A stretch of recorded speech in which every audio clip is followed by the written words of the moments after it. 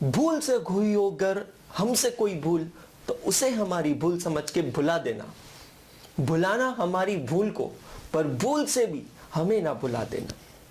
दोस्तों, गलती हम सभी से होती है, लेकिन हम में से बहुत कुछ होते हैं जो अपनी गलती को रियलाइज करते हैं, एक्सेप्ट करते हैं, और जो अपनी गलती को रियलाइज करते हैं और एक्सेप्ट करते हैं, उनमें से बहुत कुछ ही होते हैं जो एक्चुअली जाके अपनी गलती को रेक्टिफाई करते हैं, सुधारते हैं। दोस्तों, आज हम गलती के बारे में क्यों बात कर रहे हैं? क्योंकि आज का हमारा इस एपिसोड का जो टॉपिक है वो ऐसा ही एक टॉपिक है जहां हम अकाउंटिंग की गलतियों को सुधारने जाएंगे। Correct? So I see Anshul Agarwal welcome you all to CA foundation accounts fast track revisionary web series season number 1 episode number 4। So here we start.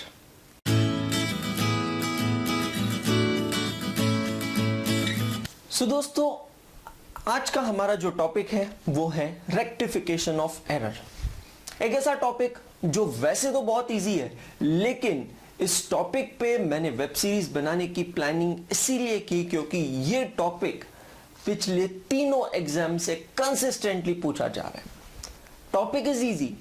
Student of commerce do study this topic in 11th standard onwards, my dear friend, but there are some chances when due to examination pressure बच्चा exam में जाता है और वो गलती करके आ सकता है। Correct? So my dear friends, आज का ये जो हमारा सेशन है ये बाकी सेशंस के कंपैरिजन से रिलेटिवली थोड़ा ड्यूरेशन वाइज शॉर्ट होगा, लेकिन अगर मैं बात करूं marks wise what you gain out of this lecture, so there is tremendously what you gain out of this lecture.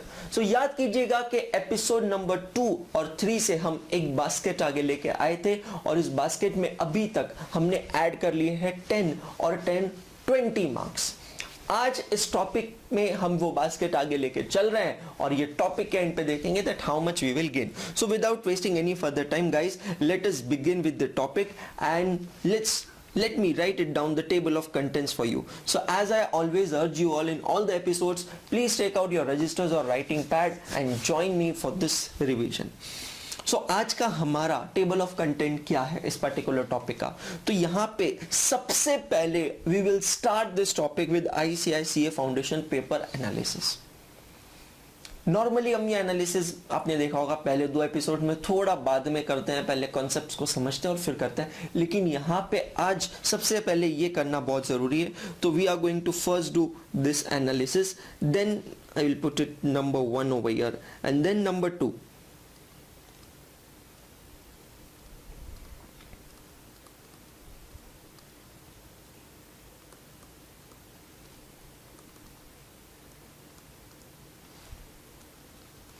we are going to understand what is an accounting error and its effect on trial balance and profitability. Trial balance पे और profit पे उसका क्या असर होता है वो हम यहाँ पे देखेंगे। उसके बाद हम समझेंगे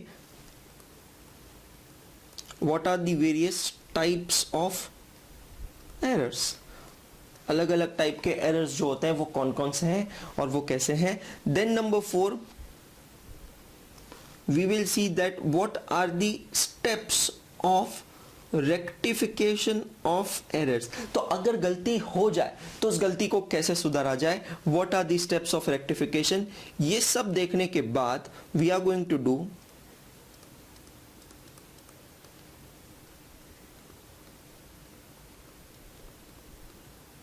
analysis of RTPs. So whatever RTPs are available with us उसका हम करेंगे analysis। और फिर number 6, what is number 6? We are going to solve questions from May 2019 and November 2019 RTP। और ये 2 आरटीपीस के क्वेश्चंस को हम यहाँ पे करेंगे सॉल्व और इस लेक्चर को करेंगे कंक्लूड। सो दोस्तों, आइए स्टार्ट करते हैं, समझते हैं CA foundation examination paper analysis इस टॉपिक की करते हैं शुरुआत।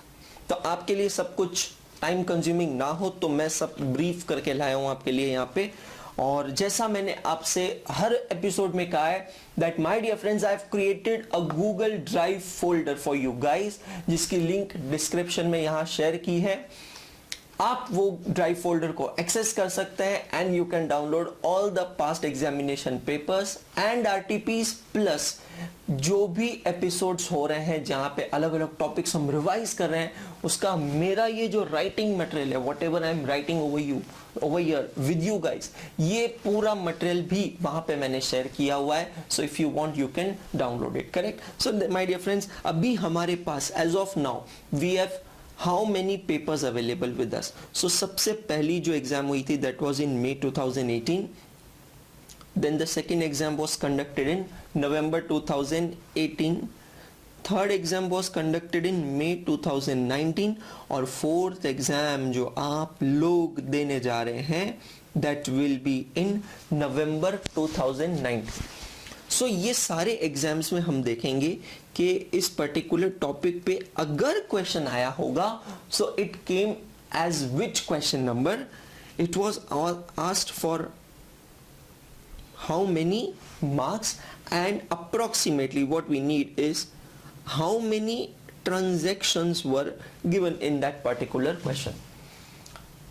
सीपीटी के बाद सीए फाउंडेशन कैसा होगा, ये सबके लिए एक क्वेश्चन मार्क था और इस मिस्ट्री को सॉल्व करते हुए the institute of chartered accountants of India ने अपनी पहली ही exam that is May 2018 examination में इस पर्टिकुलर टॉपिक पे एक नहीं दो क्वेश्चंस दे डाले. यस माय डियर फ्रेंड्स, आपने मुझे सही सुना है, पहली ही एग्जाम में institute has given 2 questions on this topic rectification of error. पहला क्वेश्चन जो दिया था वो दिया था as question number 1C which was for 4 marks. Question 1C which was for 4 marks, जहां पे आपको 4 ट्रांजैक्शंस दिए गए थे और आपको 4, yes my dear friends, सिर्फ 4 एरर्स को रेक्टिफाई करना है. और उस क्वेश्चन की ब्यूटी ये थी कि वो क्वेश्चन में साफ साफ लिखा था नरेशंस नॉट रिक्वायर्ड. लेकिन इसी पेपर में इंस्टीट्यूट ने क्वेश्चन नंबर 6B के अंडर एक 10 मार्क का क्वेश्चन आपको यहां दिया जहां 6 ट्रांजैक्शंस आपको दिए गए थे रेक्टिफाई करने के लिए. यहां पे नरेशंस लिखना था. Guys this is something which the students often ask, sir narrations लिखना कंपलसरी है क्या? सो मैं यहां पे आज क्लैरिफाई करना चाहूंगा आपको कि कुछ चैप्टर्स ऐसे हैं जहां पे नरेशंस लिखना कंपलसरी है क्योंकि उन टॉपिक्स पे जर्नल एंट्री के अलावा कोई और क्वेश्चन पॉसिबल ही नहीं. जैसे कि ये टॉपिक रेक्टिफिकेशन ऑफ एरर, जैसे कि if I talk about sale of goods on return और approval basis, bills of exchange and promissory notes and the company accounts, that is the issue of shares and the debentures. So these are the topics जहां पे journal entry के अलावा कोई question नहीं है. तो अगर आपसे क्वेश्चन में स्पेसिफिकली कहा है if it's written specifically narrations not required, तो आपको लिखने की जरूरत नहीं है. सो आपको ये मैं दिखाना चाहूंगा यहाँ पे मई 2018 का ये पेपर आपके सामने है और ये मई 2018 के पेपर में आप यहाँ क्लियरली देख सकते हैं question 1C which was asked for 4 marks. वहां पे क्लियरली इंस्टीट्यूट ने दिया है नरेशंस नॉट रिक्वायर्ड. लेकिन अगर आप कोई भी और पेपर देखेंगे, कहीं पे भी कोई और क्वेश्चन देखेंगे तो इंस्टीट्यूट ने कहीं इस बारे में ऐसा कुछ नहीं कहा है. तो अगर नहीं कहा है दोस्तों तो आपको नरेशंस लिखना है. इट्स अ साइलेंट अजम्पशन कि आपको नरेशन लिखना है. सो coming to November 2018 examination, in this examination institute asked question on this topic in question number 2A which was for 10 marks and they have given 7 statement. Yes my dear friends, सिर्फ और सिर्फ 7 errors आपको rectify करने के लिए दिया गया. May 2019 which is the immediate previous examination, यहाँ पे इंस्टीट्यूट ने क्वेश्चन नंबर 1C में रेक्टिफिकेशन ऑफ एरर का क्वेश्चन पूछा था for 4 marks where they have given you 4 statements और यहाँ पे ऐसा कुछ नहीं लिखा था कि नरेशंस नॉट रिक्वायर्ड. सो अगर आप ये 3 एग्जाम को एनालाइज करते हैं तो दोस्तों पहली एग्जाम में 14 मार्क्स, दूसरी एग्जाम में 10 मार्क्स और तीसरी एग्जाम में 4 मार्क्स. सो इस तरीके से 14 plus 10 24 plus 4 28 marks divided by, if you divide with 3 that is the number of attempts. So आपको पता चलेगा कि एवरेज मार्क्स जो है इस टॉपिक का इट इज अबाउ 9 मार्क्स. सो यहाँ पे हमारे लिए एक सवाल कि हमारी एग्जाम में इस टॉपिक पे क्या और कितने मार्क का क्वेश्चन आएगा. My dear friends, my personal belief is that there will be short a question on this topic in November 2019 exam, and I personally believe that there will be a 10 mark question in this exam. और ऐसा क्यों sir, आप ये कैसे believe कर सकते हैं? तो अगर आपको याद हो तो एपिसोड नंबर 1 में हमने कुछ डिस्कशंस किए थे. मैं वो डिस्कशंस का कुछ एक्सट्रैक्ट आपके साथ वापस शेयर करना चाहूंगा. दोस्तों, ये जो 3 एग्जाम्स हो चुकी है, मई 18, नवंबर 18 और मई 2019, तो इन तीनों अटेम्प्ट्स में और नवंबर 2018 में मेन डिफरेंस क्या है? सो यहां पे मेन डिफरेंस है कि इन तीनों अटेम्प्ट्स में कुछ ऐसे टॉपिक्स थे जो नवंबर 19 में एप्लीकेबल नहीं है, and those topics are royalty accounting, joint venture accounting and ratio analysis. So institute के पास ये 3 टॉपिक्स भी थे इन तीनों एग्जाम्स में क्वेश्चन पूछने के लिए. तो शायद इस वजह से रेक्टिफिकेशन ऑफ एरर पे मई 2019 में सिर्फ एक ही क्वेश्चन है और 4 मार्क का क्वेश्चन है. लेकिन नवंबर 19 में ये 3 टॉपिक्स अब नहीं है, तो there is quite a possibility कि आप एक अच्छा क्वेश्चन यहां एक्सपेक्ट कर सके for 10 marks. Correct. So my dear friends, आइए हम हमारे टेबल ऑफ कंटेंट के सेकंड नंबर पॉइंट पे आते हैं, understanding the error and its effect on trial balance and profitability. What is an accounting error? An accounting error means what? So my dear friends, ideally whenever you pass any accounting entry, you should consider accounting concepts, conventions, accounting standards and the other legal pronouncements. So if you are a company, you have to take into consideration company law. You are a partnership, you have to take into consideration partnership act. If you are an LLP, you have to consider an LLP act. So आपको ये सारी चीजें consider करके entries करना होता है, accounting करना होता है. लेकिन अगर आप कोई भी अकाउंटिंग एंट्री पास करते हैं जहां पे इनमें से किसी भी पैरामीटर को वायलेट करते हैं, फॉलो नहीं करते हैं, तो वो बन जाता है अकाउंटिंग एरर. अकाउंटिंग एरर को कैसे सुधारा जाए? सो नॉर्मली हम हमारे रजिस्टर्स में अगर मिस्टेक करते हैं तो हम ओवरराइट करते हैं, हम उसे व्हाइटनर यूज करते हैं. क्या रिमोट पॉसिबिलिटी है कि हम पेपर ही फाड़ देते हैं और नए पेज से शुरुआत करते हैं? तो क्या अकाउंटिंग एरर को भी ऐसे ही सुधारा जाता है? तो आंसर है no. Accounting records and accounting entry is a permanent entry, और इसे आप टैंपरिंग नहीं कर सकते हैं, इसे आप मैनिपुलेट नहीं कर सकते हैं. सो अकाउंटिंग एंट्रीज में जब कोई गलती हो जाती है तो उस गलती को सुधारने के लिए आपको एक दूसरी एंट्री पास करना होता है, and that entry is known as rectification entry. So दोस्तों, ये जो एरर्स होता है, ये एरर के बारे में पता कैसे चलता है? तो सबसे पहले देयर आर सर्टेन इंडिकेटर्स जिसके वजह से ये एरर के बारे में शायद हमें पता चल सकता है. The indicator number 1 is trial balance getting mismatched और इट्स नॉट गेटिंग टैलीड. अगर आपकी ट्रायल बैलेंस टैली नहीं हो रही है, इसका मतलब है दोस्तों 100% आपकी अकाउंटिंग में कोई ना कोई एरर है. What we studied in the basics of accounting that trial balance is nothing but it is a tool to analyze the arithmetical accuracy of your accounting, whether your accounting is arithmetically correct or not. But if your trial balance itself is not getting tallied, that means there is some error sustaining, persisting in your accounting. कहीं ना कहीं कुछ ना कुछ गलती जरूर है. But सवाल ये उठता है जो काफी बार स्टूडेंट पूछते हैं, सर अगर ट्रायल बैलेंस टैली हो रहा है, if the trial balance is tally, tally का मतलब क्या होता है? Debit of trial balance is equal to credit of trial balance. तो अगर ट्रायल बैलेंस टैली हो रहा है, डज दैट मीन्स कि कोई एरर नहीं है? और उसका जवाब है नो. ऐसी कोई अश्योरिटी, ऐसी कोई गारंटी नहीं है. ट्रायल बैलेंस टैली होना ये कोई सबूत नहीं है कि आपकी अकाउंटिंग 100% परफेक्ट है, क्योंकि दोस्तों ऐसे कुछ एरर्स होते हैं जो ट्रायल बैलेंस में रिफ्लेक्ट नहीं होते हैं. They are not easy to locate और detect even though your trial balance is tally. Those errors are there. So देखेंगे how do the errors affect profitability. Now if I talk about the examination viewpoint, this particular point is very very important for you कि कब कोई error आपके profitability को affect करेगा. सो ये statement जो मैं लिख रहा हूं उस पर ध्यान दीजिएगा. If an error affects a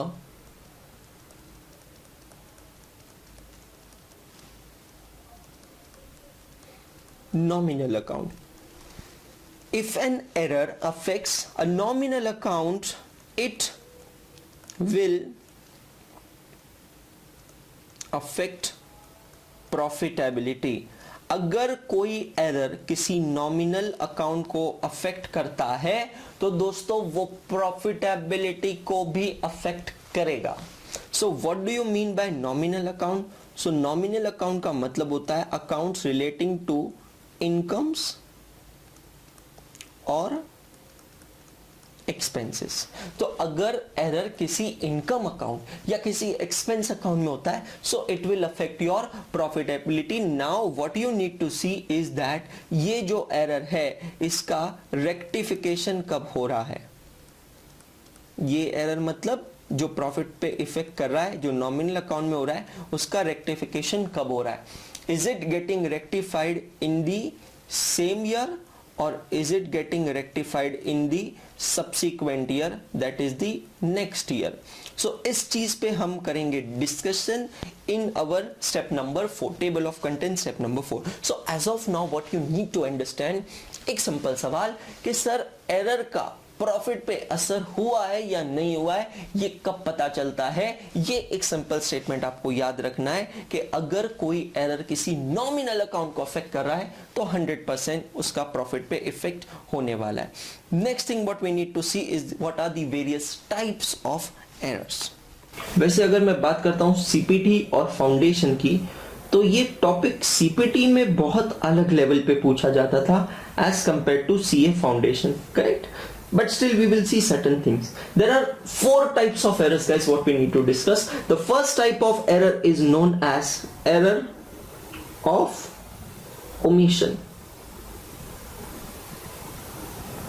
What do you mean by error of omission? Omission का मतलब है छूट जाना, रह जाना. सो अगर आप किसी ट्रांजैक्शन को पूरी तरह लिखना ही भूल जाते हैं so that is known as error of complete omission. So ये एरर ऑफ कंप्लीट ओमिशन से क्या होगा, ना ही आपने डेबिट किया ना ही आपने क्रेडिट किया, अल्टीमेट इफेक्ट क्या होगा, आपका ट्रायल बैलेंस टैली होगा, बट ये एरर का पता बाद में चलेगा. दूसरा होता है error of partial omission. What do you mean by partial omission? You have given effect only to one side of an accounting entry. आपने या तो डेबिट किया है, क्रेडिट नहीं किया है, क्रेडिट किया है, डेबिट नहीं किया, उसे कहते हैं error of partial omission. The next type of error is known as error of commission. ये सबसे ज्यादा होने वाला एरर है, error of commission. What do you mean by error of commission? When a transaction is recorded in wrong account. When a transaction is recorded in wrong account or it is recorded on wrong side of an account. जो account के जिस side पे record होना चाहिए उससे अलग side पे record होता है, और this transaction is recorded at wrong amount. Account नहीं गलत है, अमाउंट गलत है. This transaction is recorded either there is an undercasting error or understatement error or there is carry forward or brought forward error. ये catch book की total एक page से दूसरे पेज पे ले जाते समय कुछ एरर्स हो गए, तो ये सारी जितनी भी एरर्स हैं ये सब कहलाएगी error of commission. So error of commission सबसे ज्यादा होने वाले एरर्स होते हैं. थर्ड टाइप का जो एरर होता है that is nothing but error of principle. Principle मतलब fundamental. By rules if your accounting entry is principally wrong then it is known as error of principle. A small example to cite you over here is capital expenditure is treated as revenue expenditure. दोस्तों हम एक topic देखने वाले हैं इस web series में, उसका नाम है डेप्रिसिएशन अकाउंटिंग. इंतजार कीजिए कौन सा एपिसोड होता है उस टॉपिक का. सो डेप्रिसिएशन अकाउंटिंग में मैं आपको एक छोटी सी चीज बताऊंगा. What do you mean by cost of an asset? So cost of an asset means and includes all the cost incurred to bring an asset to present location and its useful condition. So आप अगर किसी asset को खरीदते हो और उस asset पे आप फ्रेट ट्रांसपोर्टेशन चार्जेस पे करते हो तो प्रिंसिपली बाय रूल्स वो ट्रांसपोर्टेशन चार्जेस उस एसेट की कॉस्ट में ऐड होना चाहिए. मतलब यहां पे डेबिट होना चाहिए एसेट अकाउंट. लेकिन आप गलती से बाय मिस्टेक एरर करते हैं और डेबिट कर देते हैं ट्रांसपोर्टेशन चार्जेस अकाउंट, ये एरर कहलाएगा error of principle. And the last type of error is known as compensating error, जहां पे आप अपनी एक गलती को छुपाने के लिए दूसरी गलती करते हैं, उसे कहते हैं कॉम्पेंसेटिंग एरर। मतलब यहां पे एक नहीं दो एरर्स होते हैं। सो माय डियर फ्रेंड्स, ये 4 टाइप के एरर्स यहां पे होते हैं जिसमें बाइफर्केशन किया जाता है। रियली स्पीकिंग बहुत ज्यादा ऐसे क्वेश्चंस नहीं आते हैं जहां आपसे कहा है कि आइडेंटिफाई कीजिए कि ये एरर कौन से टाइप का है, लेकिन यस हम अभी यहाँ आरटीपी एनालिसिस करेंगे तो आपको पता चलेगा कि कभी कभी कुछ बार ऐसे क्वेश्चंस आ चुके हैं। सीपीटी में ये बहुत ज्यादा आते थे। Moving to step number 4, what are the steps of rectification of error. एक बार हमें एरर के बारे में पता चल गया, so what are the various steps of, okay I will write it as a tree diagram, what are the various steps of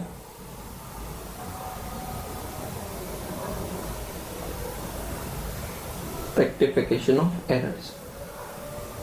दोस्तों ये स्टेप्स क्या होंगे, ये डिपेंडेंट करता है कि एरर कब सुधारा जा रहा है। when the error is getting rectified, I mean are you detecting and rectifying the error in same year means जिस फाइनेंशियल ईयर में एरर हुआ है, error has taken place, it is detected as well as rectified in the same financial year, और is it in the subsequent financial year. Error हुआ है पिछले साल या 2 साल पहले और उसके बाद में उसके बारे में पता चला है और फिर आपने उस गलती को सुधारा है। So steps of rectification totally depend करता है whether it is in same accounting year or it is in subsequent accounting year.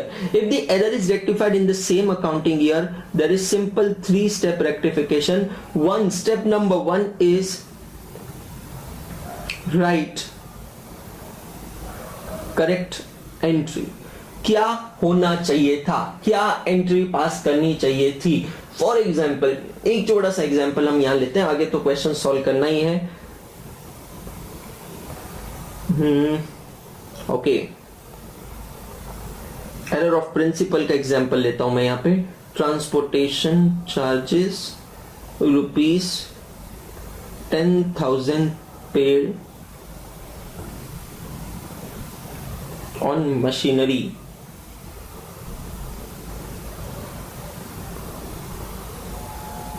wrongly debited to freight account। तो अगर मैं इस एरर की बात करता हूं तो ये फंडामेंटली गलत है। मतलब ये एग्जांपल मैंने लिया है किसका, एरर ऑफ प्रिंसिपल का, करेक्ट। अब यहां पे हुआ है क्या, सबसे पहले हम लिखना चाहेंगे इसकी करेक्ट एंट्री, कि अगर ये गलती नहीं होती थी तो इसकी सही एंट्री क्या होती थी। तो इसकी करेक्ट एंट्री होनी चाहिए थी, जैसा मैंने अभी आपसे कहा, all the cost incurred to bring an asset to present location and its working condition, useful condition is added to the cost of an asset। तो ये फ्रेट, ये ट्रांसपोर्टेशन चार्जेस आपने मशीनरी के लिए पे किया है, तो यहां कौन सा अकाउंट डेबिट होना चाहिए था दोस्तों, machinery account. Correct entry should have been machinery account debit to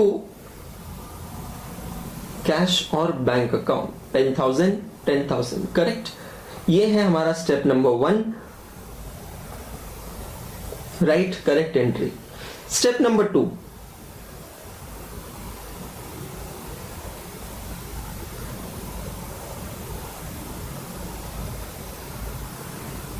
right wrong entry. अब देखो गलती क्या हुई है, करेक्ट। यहां पे गलती ये हुई है दोस्तों कि आपने इसको गलती से डेबिट कर दिया है फ्रेट अकाउंट में। मतलब wrong entry is freight account debit to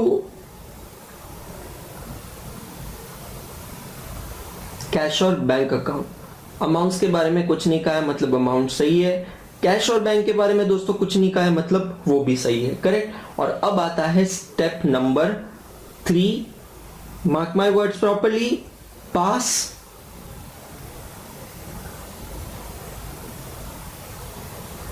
rectification entry. आपको अभी पास करना है रेक्टिफिकेशन एंट्री। अब कैसे पास करेंगे आप यहां रेक्टिफिकेशन एंट्री? तो दोस्तों आपको यहां पे कंपेयर करना है करेक्ट एंट्री और रॉन्ग एंट्री को। क्या डेबिट होना चाहिए था, क्या डेबिट हुआ, क्या क्रेडिट होना चाहिए था, क्या क्रेडिट हुआ, और कितने से डेबिट होना चाहिए था, कितने से डेबिट हुआ। सो यहां पे अगर आप देखोगे तो मैं पहले कंपेयर करता हूं क्रेडिट साइड को, क्योंकि वो सही है। तो क्रेडिट साइड में कैश और बैंक क्रेडिट होना चाहिए था 10,000 से। ये देखो कैश और बैंक क्रेडिट हुआ 10,000 से, उसमें कोई प्रॉब्लम नहीं है। प्रॉब्लम आ रही है डेबिट साइड में। डेबिट साइड में भी अमाउंट का कोई प्रॉब्लम नहीं है, 10,000 से डेबिट होना था, 10,000 से डेबिट हुआ। Problem is with the account on the debit side. You should have debited machinery account where you wrongly debited freight account. तो अब इस गलती को कैसे सुधारा जाए? How to rectify this error? तो मशीनरी अकाउंट जो कि डेबिट होना चाहिए था उसे तो करेंगे हम डेबिट।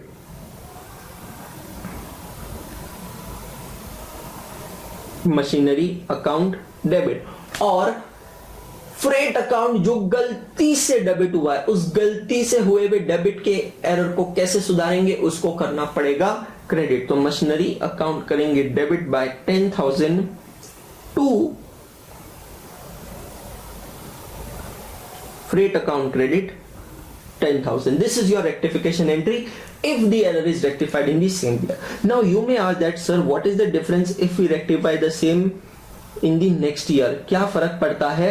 So मैं आपको बताता हूं क्या और कैसे फर्क पड़ता है अगर ये गलतियों को अगले साल में, नेक्स्ट फाइनेंशियल ईयर या किसी भी सब्सिक्वेंट फाइनेंशियल ईयर में सुधारा जाए। तो सबसे पहले स्टेप नंबर 1 चेंज नहीं होगा, right correct entry. Step number 2 change नहीं होगा, right wrong entry. Step number 3 भी एक वर्ड का डिफरेंस होगा, right rectification entry if rectified in same year, जो हमने अभी नीचे लिखा है। अगर ये एरर को सेम ईयर में रेक्टिफाई किया होता था तो क्या एंट्री होती थी। और अब लास्ट स्टेप है यहां पे step number 4, mark my words properly, pass rectification entry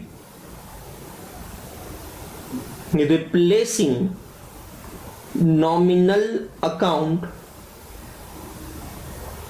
with. अगर रेक्टिफिकेशन एंट्री में जो स्टेप नंबर 3 की रेक्टिफिकेशन एंट्री ना, जो हमने यहां लिखा है नीचे देखो, इसमें क्या कोई नॉमिनल अकाउंट है? तो दोस्तों देखते हैं मशीनरी अकाउंट। मशीनरी एसेट है, एसेट मतलब real account. freight is an expense, therefore this freight is a nominal account. So आपको स्टेप नंबर 4 में क्या करना है, आपसे कहा है कि स्टेप नंबर 3 वाली ही एंट्री पास करना है। अगर कोई नॉमिनल अकाउंट है तो उसको रिप्लेस करना है with new account known as P&L adjustment account. मतलब दोस्तों अगर यही एंट्री सब्सिक्वेंट ईयर में रेक्टिफाई होती थी तो इसकी जनरल एंट्री क्या होती थी, it would have been machinery account debit. इसमें कोई चेंज नहीं होता था क्योंकि ये रियल अकाउंट है, लेकिन यहां पे फ्रेट अकाउंट नहीं आता था। फ्रेट अकाउंट की जगह यहां पे आता था P&L adjustment account. So nominal account is replaced by P&L adjustment account. So इस तरीके से माय डियर फ्रेंड्स आप यहां देख रहे हैं कि एरर को रेक्टिफाई किया जाता है। अब ये कैसे समझा जाए कि ये रेक्टिफिकेशन सेम ईयर में हो रहा है या ये रेक्टिफिकेशन सब्सिक्वेंट ईयर में हो रहा है, तो ये तो आपको क्वेश्चन पढ़ना पड़ेगा कि अगर क्वेश्चन में आपको ये वर्ड्स दिए हैं कि the trial balance is close, the financial statements are close and then the error is rectified in the subsequent year next year, तो आपको समझ में आएगा। अगर वहां पे आपको डेट्स दिए, ईयर्स दिए हैं 2018, 2019, 2020, तो आपको समझ में आएगा कि ये क्वेश्चन किस टाइप का है। So in order to understand that in a better manner, हम अभी यहां क्या करते हैं, हम पहले एनालिसिस करते हैं हमारे आरटीपीस का। दोस्तों इस चैप्टर के आरटीपी का एनालिसिस है बहुत सिंपल, बहुत ही आसान। अभी तक हमारे पास 4 आरटीपीज अवेलेबल है। Yes my dear friends, May 2019, May 2018, November 18, May 19 and आप लोगों के लिए जो आरटीपी अवेलेबल है दैट इज नवंबर 2019। चारों ही आरटीपीज में question number 4B, yes my dear friends, question number 4B is asked on this topic, is given on this topic, rectification of errors। जैसा कि मैंने आपसे कहा ये रिविजनरी वीडियो है, यहां पे हम फास्ट ट्रैक रिवीजन कर रहे हैं। अगर आप रेक्टिफिकेशन ऑफ एरर्स का मेरा video lecture, detailed video lecture देखना चाहते हैं तो वो YouTube पे अवेलेबल है, जिसकी लिंक मैंने डिस्क्रिप्शन में दे रखी।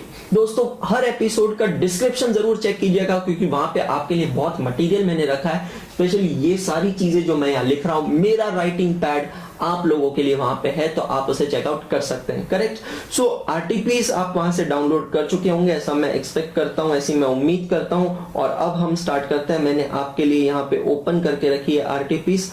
सो जैसा कि हमने डिसाइड किया है कि हम ये चारों में से 2 आरटीपीस के क्वेश्चंस यहां पे सॉल्व करने वाले हैं। अभी वो 2 आरटीपीस है, last 2 RTPs, that is May 2019 and November 2019। तो गाइस यहां पे है आपके सामने ICAI मई 2019 आरटीपी का question on this topic, rectification of errors. Write out the journal entries to rectify the following error using a suspense account. अब ये एक इंपॉर्टेंट चीज है जो मैं डिस्कशन में पहले कवर नहीं कर रहा था, लेकिन अब मैं कवर कर रहा हूं। What is a suspense account? So suspense account is a temporary account created to tally your trial balance. So हमारा अकाउंटेंट क्या करता है, जब वो अकाउंटिंग एंट्रीज पास करता है और सब कुछ होने के बाद ट्रायल बैलेंस बनाता है, अगर वो ट्रायल बैलेंस टैली नहीं होता है तो वो ट्रायल बैलेंस का जो भी डिफरेंस होता है उसको एक टेम्परेरी अकाउंट में ट्रांसफर करता है, और वो टेम्परेरी अकाउंट को कहा जाता है सस्पेंस अकाउंट। सो ये सस्पेंस अकाउंट को यूज करके आपको यहां पे अकाउंटिंग एंट्रीज पास करना है। 5 ट्रांजैक्शंस आपको यहां दिए गए हैं। लेट अस सी, लेट अस स्टार्ट। नरेशंस के बारे में कुछ नहीं कहा है दोस्तों, मतलब नरेशंस लिखना कंपलसरी है। Goods of the value of ₹10,000 returned by mister Sharma. Now ये वर्ड बहुत इंपॉर्टेंट है, रिटर्न्ड बाय, क्योंकि रिटर्न बाय से पता चलता है that this is a sales return transaction. Mister Sharma is our customer. ठीक है, थोड़ा डिटेल में देखेंगे हम। इवन दो एग्जाम में डायरेक्टली रेक्टिफिकेशन एंट्री लिखना है, मैं आपको ये वाला क्वेश्चन डिटेल में एक्सप्लेन करने वाला हूं। What is the correct entry for this particular transaction? Goods of the value of 10,000 return by mister Sharma. Mister Sharma is your customer और कस्टमर ने आपको गुड्स दिए हैं वापस, सेल्स रिटर्न है आपके लिए, तो एंट्री होगी दोस्तों इसकी sales return account debit 10,000 to mister Sharma's account 10,000 were entered in the sales day book. Now you need to understand कि वो किस अकाउंट की बात कर रहे हैं। Sales day book, basics of accounting में हमने क्या देखा था कि सेल्स बुक की टोटल जाती है किस अकाउंट में, it goes to sales account. तो यहां पे वो बात कर रहे हैं सेल्स अकाउंट की। Were entered in the sales account मतलब रॉन्ग एंट्री में कौन सा अकाउंट क्रेडिट हुआ है दोस्तों? Sales account to sales account 10,000। Okay, and posted there from to the credit of his account, मतलब सेल्स को भी किया है क्रेडिट और शर्मा जी को भी किया है क्रेडिट, मतलब कुछ भी डेबिट नहीं किया है इस पर्टिकुलर एंट्री में। ओके, सो ये करेक्ट एंट्री दी है हमें, ये रॉन्ग एंट्री दी है। इसके बेसिस पे दोस्तों हमें पास करनी है यहाँ पे रेक्टिफिकेशन एंट्री। दोनों को कंपेयर करेंगे, देखेंगे, समझेंगे। अब सवाल उठता है ये कि whether it is rectification in the same year और सब्सिक्वेंट ईयर। क्वेश्चन पढ़ के कहीं पे भी कुछ भी नहीं कहा है same year, subsequent year, years कुछ नहीं दिया है, मतलब ये प्रिज्यूम्ड है कि ये एरर है इन सेम ईयर। सो यहां पे हो रहा है ये दोस्तों कि शर्मा जी 10,000 से क्रेडिट होना चाहिए थे और एक्चुअली शर्मा जी 10,000 से क्रेडिट हुआ है। शर्मा जी के अकाउंट में कोई प्रॉब्लम नहीं है, प्रॉब्लम है दूसरे अकाउंट्स में।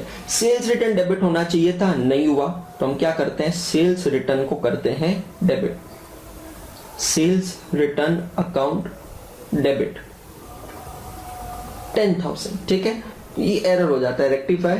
सेल्स जो कि गलती से क्रेडिट हुआ है, क्रेडिट के एरर को सुधारने के लिए सेल को करना होगा डेबिट, तो सेल को भी करते हैं debit.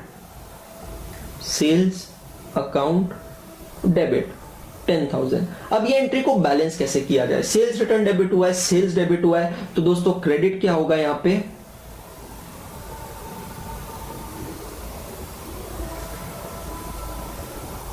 Suspense account credit 20,000। Sir अब इसका नरेशन क्या लिखा जाए? वैसे तो नरेशन लिखना एक आर्ट है, कला, आप चाहे जितना बड़े नरेशन लिख सकते हैं, बट मैं आपसे इतना ही कहूंगा, छोटा लिखे बट जरूर लिखे, being error rectified. Even if you right that much, that should solve your purpose.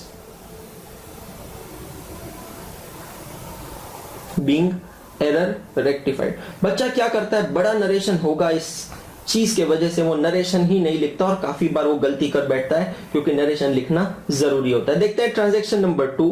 Transaction number 2 में what is the correct entry? An amount of 15,000 entered in the sales return book has been posted to the debit of Philip who returned the goods.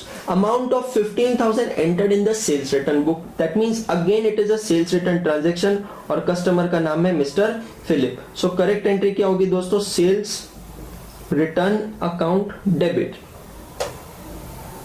15,000 to mister Philips account 15,000 sales return account debit to mister Philip account. Wrong entry क्या हुआ? Has been posted to debit of mister Philip. मतलब wrong entry में क्या किया है आपने? Sales return को तो डेबिट किया ही है, उसके साथ साथ फिलिप अकाउंट को जिसको क्रेडिट करना चाहिए था उसको भी आपने गलती से क्या कर दिया? डेबिट कर दिया। चलो पहले और दूसरे एरर में कोई ज्यादा डिफरेंस नहीं है। पहले वाले एरर में आपने दोनों को क्रेडिट कर दिया था, यहां आपने दोनों को कर दिया है डेबिट। अब हम इन दोनों को कंपेयर करेंगे और पास करेंगे रेक्टिफिकेशन एंट्री। अगर आप देखोगे सेल्स रिटर्न 15,000 से डेबिट होना चाहिए था, sales return any which ways 15,000 से डेबिट हुआ, उसमें प्रॉब्लम नहीं है। प्रॉब्लम है फिलिप अकाउंट में। फिलिप अकाउंट 15,000 से गलती से डेबिट हुआ है। पहले तो गलती सुधारना पड़ेगा, तो फिलिप को 15,000 का क्रेडिट करना पड़ेगा। जब आप फिलिप को 15,000 का क्रेडिट करेंगे तो दोस्तों सिर्फ गलती सुधरेगी, लेकिन मुझे सिर्फ गलती नहीं सुधारना है, मुझे फिलिप को एक्चुअल क्रेडिट देना है 15,000 का। आप देख रहे हैं करेक्ट एंट्री में। तो रियली स्पीकिंग मुझे फिलिप को यहां डबल क्रेडिट देना पड़ेगा। तो डेबिट किसको करेंगे हम? What will be my rectification entry? Suspense account debit. How much? 15 plus 15 30,000 to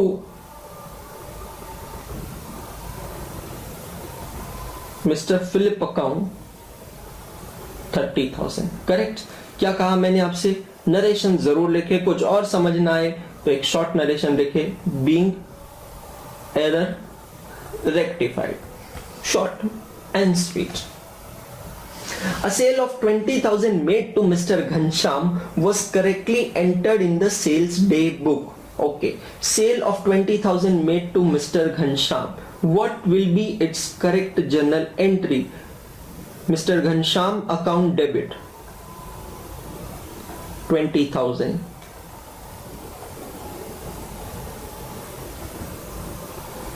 to sales account 20,000। Correct? ये होनी चाहिए थी एंट्री इस तरीके से, mister Ghanshyam account debit to sales account. देखते हैं क्या है रॉन्ग एंट्री इस ट्रांजैक्शन की। Was correctly entered in the sale day book but posted to the debit of mister Radheshyam as ₹2,000। मतलब रॉन्ग एंट्री क्या हुई है? आपने घनश्याम जी की जगह डेबिट कर दिया है राधेश्याम जी को। सो मिस्टर राधेश्याम अकाउंट डेबिट, और अमाउंट जो कि डेबिट करना था 20,000 उसकी जगह हो गया 2,000। मतलब यह है error of commission. Sales account correctly credit हुआ है टू सेल्स अकाउंट 20,000। सो अगर आप ये करेक्ट एंट्री और रॉन्ग एंट्री को करते हैं कंपेयर तो पता चलेगा सेल्स अकाउंट क्रेडिट साइड में कोई एरर नहीं है, एरर जो है वो है डेबिट साइड में। तो आप इस एरर को करेंगे रेक्टिफाई, पास करेंगे रेक्टिफिकेशन एंट्री। घनश्याम जी को करेंगे सही, डेबिट जो होना चाहिए वो mister Ghanshyam account debit 20,000। Radheshyam जो गलती से हुए हैं डेबिट, राधेश्याम जी को करना होगा credit to mister Radheshyam account 2,000 का डेबिट हुआ था तो 2,000 का करेंगे क्रेडिट। और इस एंट्री को बैलेंस करने के लिए हम यूज करेंगे यहां पे कौन सा account? Suspense account 18,000 rupees. Narration again as I told you, write short and simple, being error rectified. Correct? Moving to the next transaction number 4, bad debt aggregating 45,000 were written off during the year in the sales ledger but were not adjusted in the general ledger। बहुत ही अच्छा transaction है, बहुत ही interesting transaction है। Bad debt हुआ था, correct? अब ये मैं लिखूंगा नहीं, डायरेक्ट हम एंट्री लिखेंगे। बैड डेट हुआ था, उसकी सही एंट्री क्या होनी चाहिए? Bad debt account debit to debtors account credit. Correct? was correctly entered in the sales ledger. Sales ledger मतलब डेटर्स लेजर में उसकी रिकॉर्डिंग हुई है, but not adjusted in the general ledger. कौन से जनरल लेजर की बात कर रहे हैं यहाँ पे? Nominal account. और यहाँ पे इस पर्टिकुलर एडजस्टमेंट में कौन सा है वो nominal account? Bad debts account. Bad debts account में उसकी पोस्टिंग नहीं हुई है, कोई बात नहीं, बैड डेट्स अकाउंट डेबिट नहीं हुआ है तो बैड डेट्स अकाउंट को करेंगे डेबिट। तो आप क्या एंट्री पास करेंगे? Bad debts account debit, correct, 45,000। And you will credit which account? Debtors को आप ऑलरेडी क्रेडिट कर चुके हैं, तो अब इस एंट्री को बैलेंस करने के लिए आपको यहां क्रेडिट करना होगा टू सस्पेंस अकाउंट 45,000। नरेशन क्या लिखेंगे दोस्तों? Being error rectified.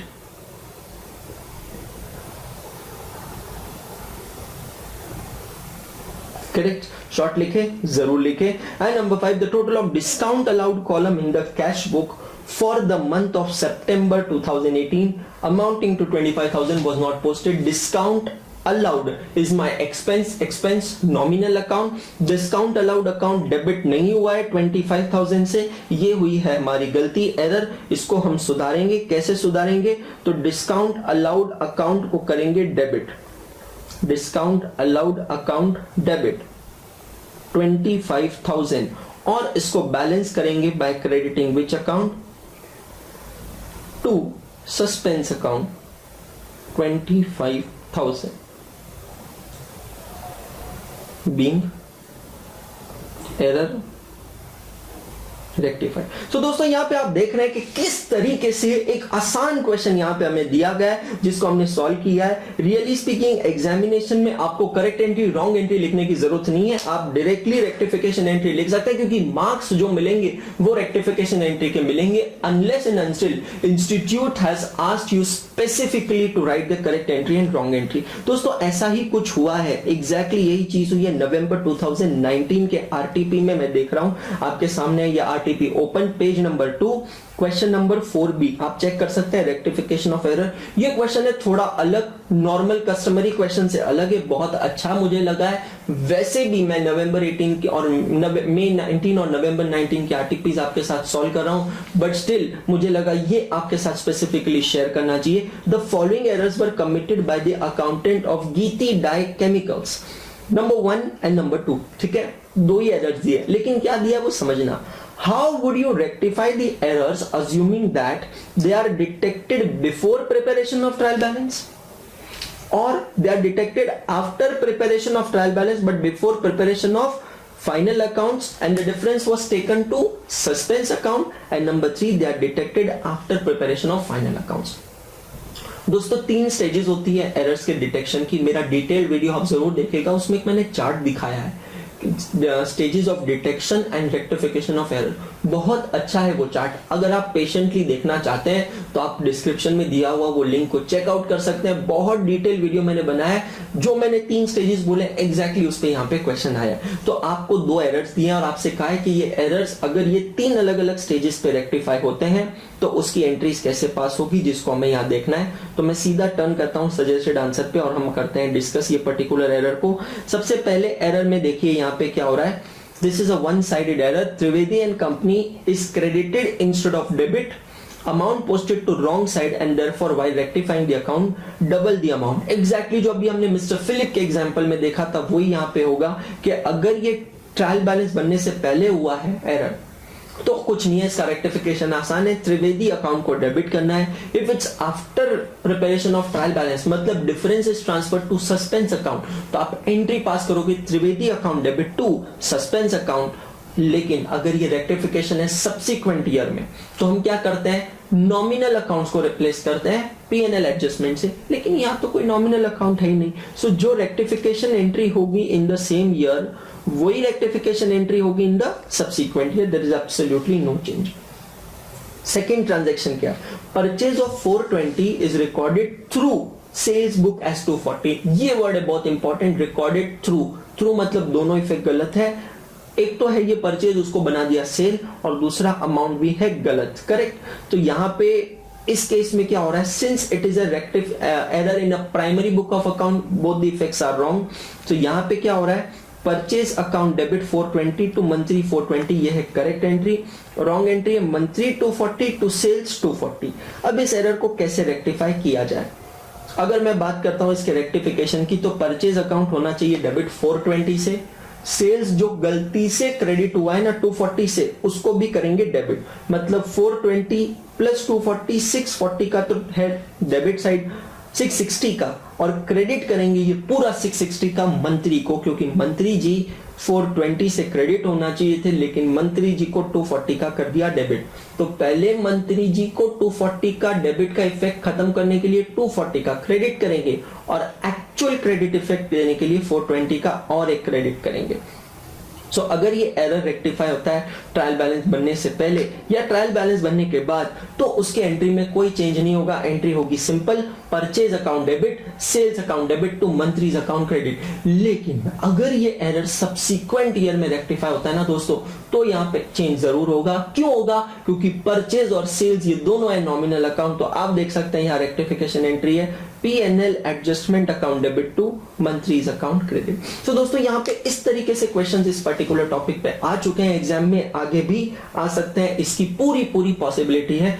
सो दोस्तों मैं बिलीव करता हूं कि ये आज का एपिसोड भी आपके लिए बहुत यूजफुल रहा होगा। हम पिछले टॉपिक से जो बास्केट साथ में लेके आए थे, उस बास्केट में हम लेके आए थे हमारे साथ 20 मार्क्स, और आज के इस टॉपिक के बाद सर्टनली हमने उसमें 8 to 10 मार्क्स ऐड किए हैं। My personal instincts and my personal calculation says that my dear friends, November 2019 examination you can certainly expect one question at least for 10 marks on this particular topic, and if it comes for 10 marks, then it is sure the bonus marks, and it will certainly help you to add to your overall score of CA Foundation. So दोस्तों फिर से ये episode conclude करने से पहले मैं आपसे कुछ स्पेशल चीज कहना चाहूंगा। असफलता एक चुनौती है, असफलता एक चुनौती है, उसे स्वीकार करो। क्या कमी रह गई है देखो और सुधार करो। जब तक ना सफल हो तुम, नींद चैन त्यागो। संघर्ष का मैदान छोड़ मत तुम भागो। कुछ किए बिना ही जय जयकार नहीं होती।